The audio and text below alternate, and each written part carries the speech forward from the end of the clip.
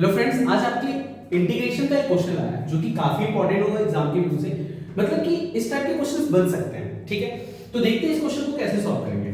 जैसे कि इंटीग्रेशन निकालना है 1 अपॉन में 1 माइनस 10x और यहाँ dx है, ठीक। तो आपको यहाँ 1 अपॉन में 1 माइनस अब 10x का फॉर्मूला याद है मुझे, तो 10x को क्या हम लिख सकते हैं sin x अपॉन में cos x, मतलब sin थीटा अपॉन में cos थीटा और dx। अब यहाँ पे एलसीएम लेंगे तो 1 अपॉन में 1 और cos का एलसीएम यहाँ पे क्या हो जाएगा, cos हो जाएगा। एक के टेबल पे cos कितने बार में, तो cos बार, तो cos x हो जाएगा। माइनस cos के टेबल में cos 1 टाइम है, तो यहाँ पे sin x into 1 sin x हो जाएगा और यहाँ पे आपका dx हो जाएगा। अब 1 अपॉन में तो ये रेसिप्रोकल हो जाएगा, तो ये cos ऊपर आ जाएगा अपॉन में cos x माइनस में sin x।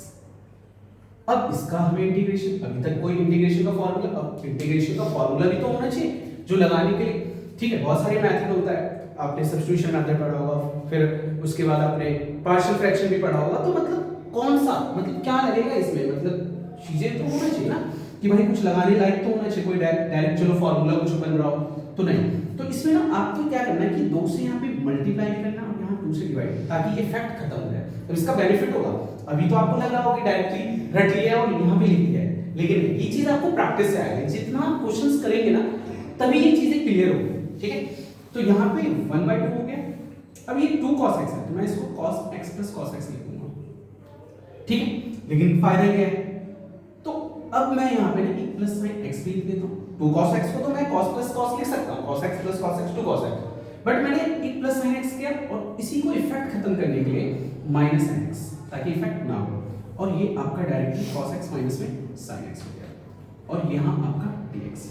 अब कुछ चीजें आपको दिख रहा होगा, कुछ चीजें अगर आप नोटिस करें तो ये cos x plus sin x और यहाँ पे cos x minus sin x, तो बहुत आसान हो जाएगा ये।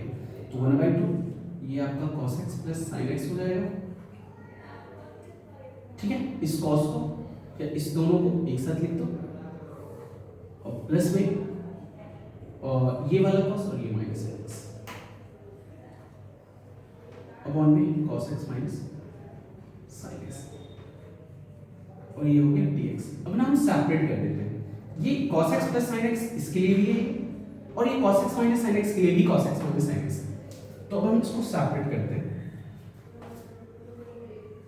तो यहाँ पे क्या होगा, cos x प्लस और ये हाफ रहेगा cos x plus sin x upon में cos x minus sin x और यहाँ पे dx प्लस में फिर हाफ cos x माइनस में sin x अपॉन में cos x माइनस में sin x और ये dx हो गया। ये चीज आपको दिख रहा होगा, ये डिट्टो सेम है, तो ये कैंसिल हो गया, ये 1 हो गया हाफ। अब इसका इंटीग्रेशन कैसे होगा, तो यहाँ साफ साफ दिख रहा है। अगर मैं इसको t मान लेता हूँ, इसको अगर मैं t मान लेता हूँ या ऊपर वाले को भी t मान, मतलब अगर हम t मानते तो क्या ये आ जाएगा, हाँ ऊपर वाला आ जाएगा। यहाँ पे पहले मैं पुट cos, इस वाले केस में यहाँ पे cos x minus sin x को t मानता हूँ, ठीक है। तो यहाँ पे cos का डेरिवेटिव क्या हो जाएगा, माइनस sin x और sin का तो cos है, हाँ आ गया और ये आपका dt अपॉन dx। अगर आप इसको भी t मानोगे, अगर लग रहा है कि ये आएगा तो वो भी कर सकते हैं, ऐसा कोई रूल नहीं है कि नीचे वाले को मानना है। बट t मान के अगर हम सब्स्टिट्यूट करते हैं तो उसकी जगह डेरिवेटिव निकालें तो एक कैंसिल होना चाहिए, तभी ये मेथड यूज कर सकते हैं।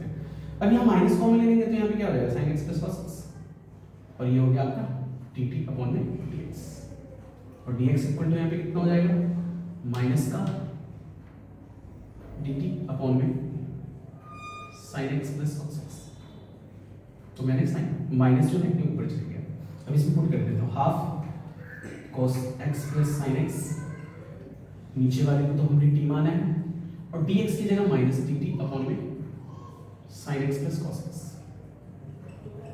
ये आपका कैंसिल हो जाएगा और प्लस में हाफ इंटीग्रेशन टू dx, तो हाफ यहाँ पे 1 माइनस आगे आ जाएगा dt और प्लस में हाफ इंटीग्रेशन dx। तो माइनस का हाफ 1/t का इंटीग्रेशन log t होता है प्लस में हाफ 1 का इंटीग्रेशन x हो जाएगा और प्लस में c, क्योंकि ये इंडेफिनिट इंटीग्रल है क्योंकि लिमिट नहीं है यहाँ पे। तो उसमें सी लगाना होता है। तो माइनस में 1/2 लॉग टी की जगह हम ये रिप्लेस कर देंगे ये, इसलिए सब्स्टिट्यूशन वैल्यू। तो यहाँ पे cos x माइनस में sin x